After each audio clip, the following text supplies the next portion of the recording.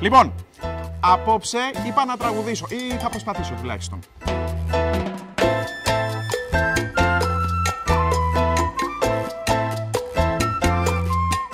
Ένα αγαπημένο μου τραγούδι.